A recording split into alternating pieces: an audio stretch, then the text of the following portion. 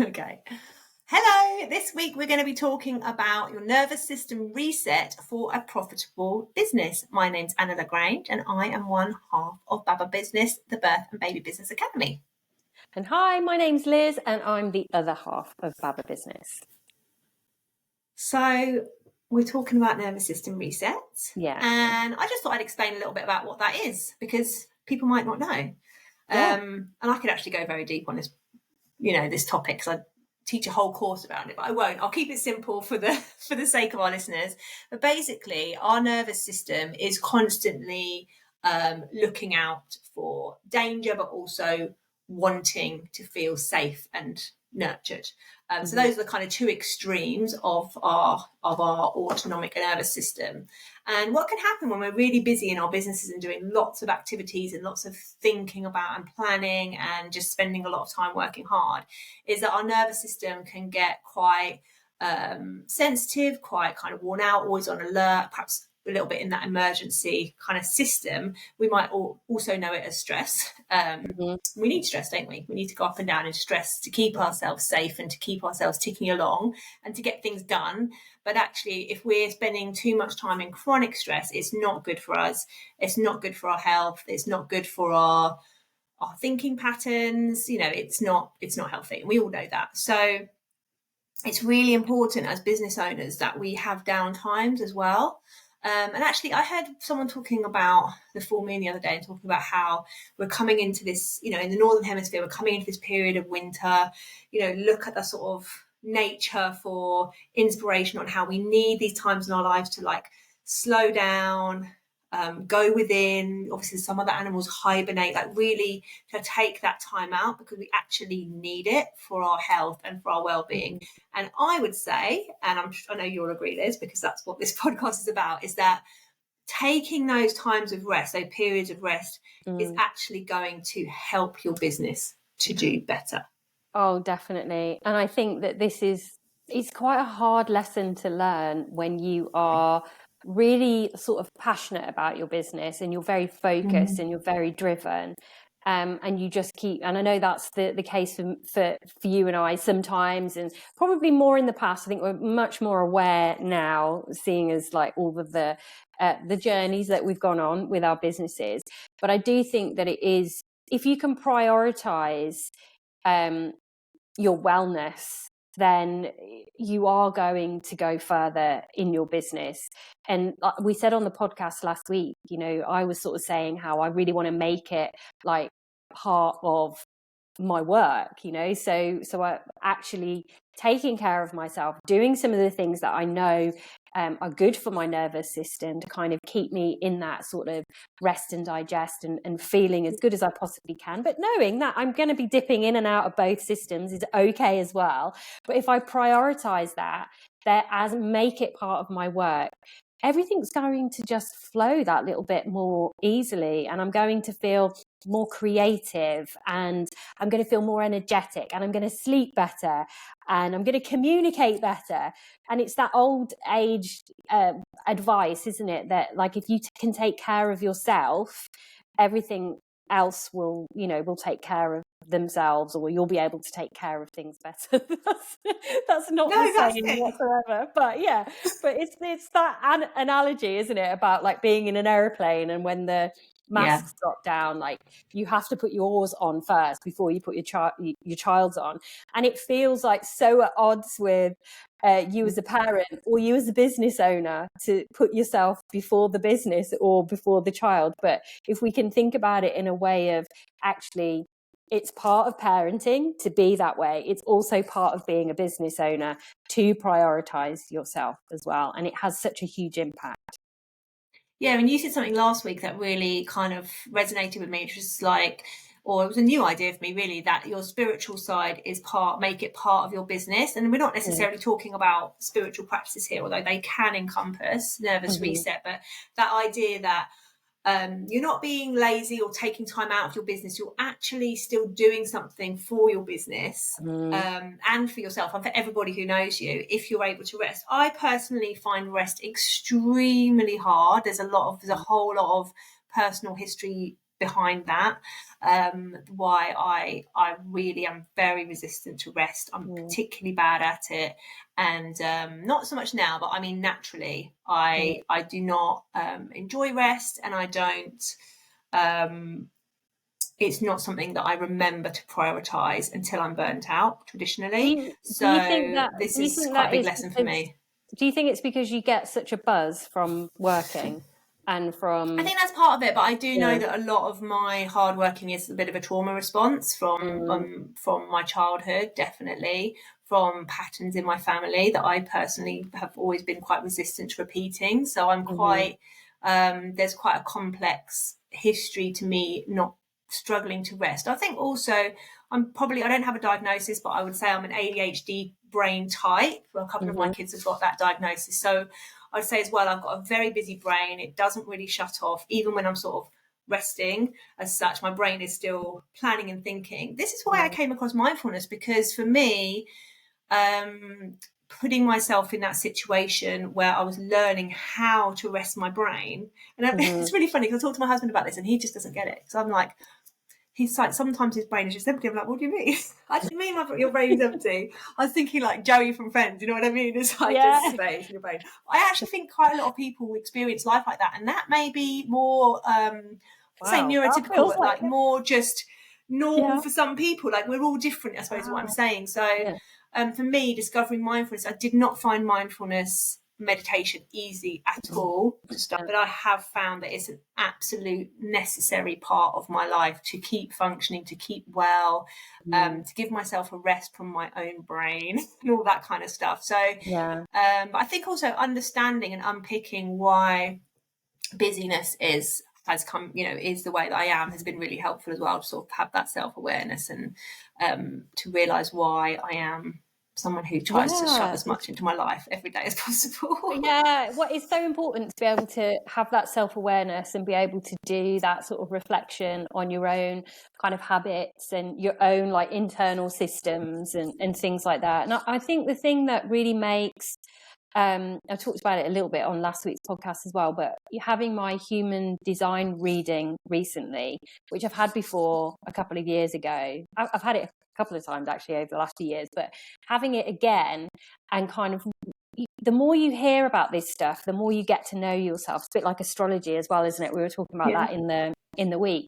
But I know my design type is a generator, but I also know that I've got a really, really strong sense of intuition.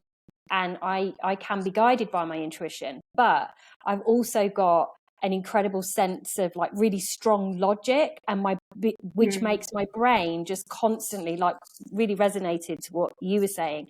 My brain is constantly going and thinking about what should I do? How should I do it? What's next? What's the plan? All of that sort of stuff.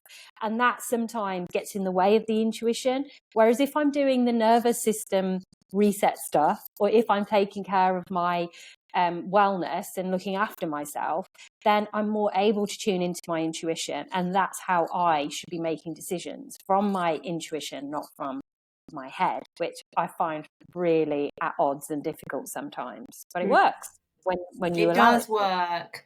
It really does work. So I suppose it's a reminder to all of us to take time out. And for our membership this month, we're really encouraging all of our members to take time out. Yeah. So we've got a lovely little gift for them all, a little advent calendar that we've created. And we just wanted to share some of the ideas that we're sharing with them with you.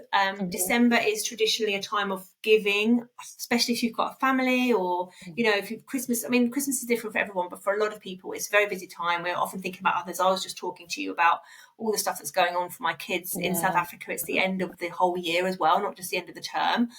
So it's like a bit crazy, events and all sorts of things, assessment results and all of that. So there's a lot of running around, not just for your business, but in your personal life as well. So I think within that, it can be really useful to take time out. It doesn't have to be loads, but just really prioritize taking time out for yourself. It's something that we've made a promise to each other, that we're going to keep each other accountable to do this. And we've been doing that sort of over the last month anyway.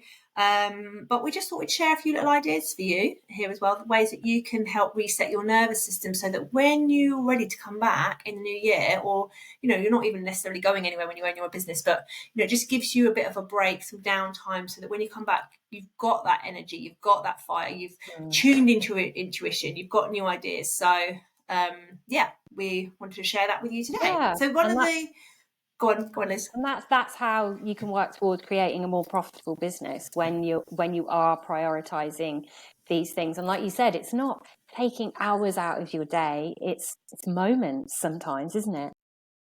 Yeah, definitely doesn't need to be, an hour, in meditation, or a day at the spa, although those things are nice. It can just be little things. So one of the ways we can do it is just taking moments out of mindfulness. So even just grounding exercises, taking some space, taking a little walk outside, even just closing your eyes and just feeling the ground beneath your feet. If you can take socks and shoes off to do it, and really feel your feet. I talked about how I love to go outside and do this. You said not on your Nelly at this time of year. So everyone's different. But you can do it inside as well. Just really, close your eyes and sense yourself, on the earth, and feel that grounding. Can be, it can just take seconds and be so useful. Obviously taking a moment to breathe, being aware of your breath.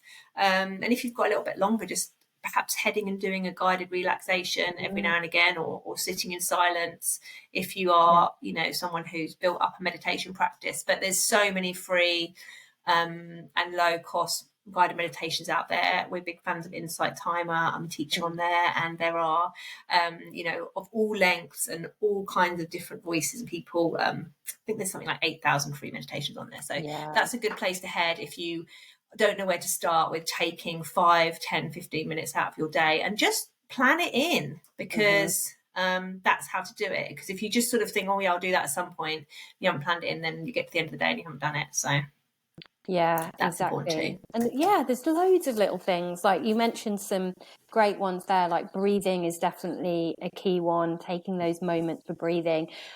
We can also think about doing some mindful movements, which might be something like a yoga practice, or it might be just doing some stretches, or it might be kind of it might be actually dancing as well, getting things a little bit more upbeat, moving those hips, because I know we store a lot of energy kind of in that area. So get those hips moving. Some Christmas music. And we're going to be doing EFT as well, which is tapping. So we're going to be doing some tapping with our members, but like anyone listening to this who's not a member could go and do some tapping online, find some good resources. There's loads of little things that you can do in your day that are going to make such a difference. Like this morning, I did a 25-minute yoga practice. That's long for me. Sometimes I'll just do like a less than 10 minutes or 10 minutes or 15 minutes. But I was particularly attracted to this one today, so I decided to do that. And that's because I had the time to do it, whereas tomorrow I might not, so I'll do something much shorter.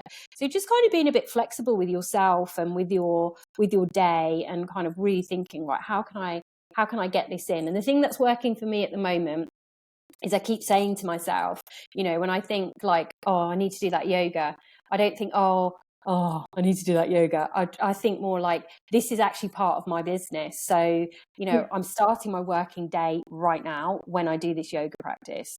And that really helps me. And ending it well, doing some journaling or something like that. Yeah, and the other thing that I think is useful, sometimes when we've got something we need to do, you can almost feel it like a tick list, just getting it done. Yeah. Lost my earphone there. So just wanting to get it done and get it over with. But actually, what's almost the most important part of it is being really intentional and starting this off with, this isn't about getting it done. This is about really giving this moment to myself, being really intentional about taking time out, about really trying to enjoy the movement, feeling into it. or feeling into the relaxation, rather than just, oh, let's just get this over and done with, then I can tick it off my list, because that kind of defeats the object, really. It definitely does. It is about the approach, isn't it, as well? And getting out for a walk this time of year is so useful. There's so many things that people can do. I'd love to know if anyone's got any other ideas. They might want to put them in the comments if they're watching this on YouTube.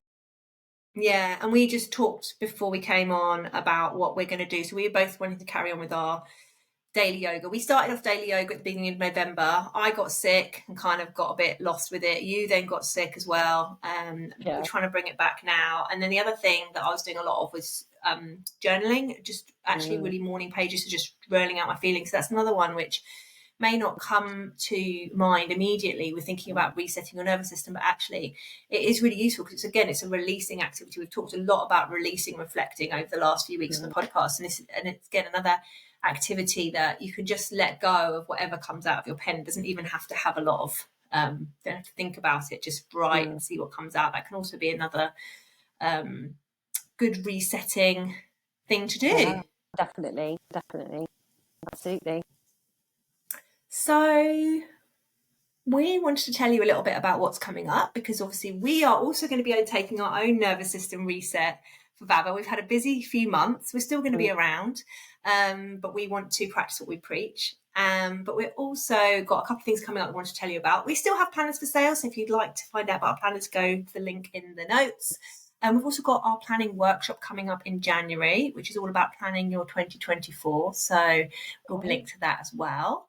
And finally, very exciting, the membership, the BABA membership, is going to be reopening again in January.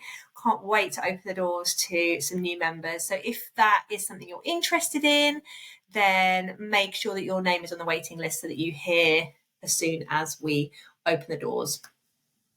Perfect. Yep. And we'll be back next week with another topic here on the Birth and Baby Business Show podcast. See you then. Bye.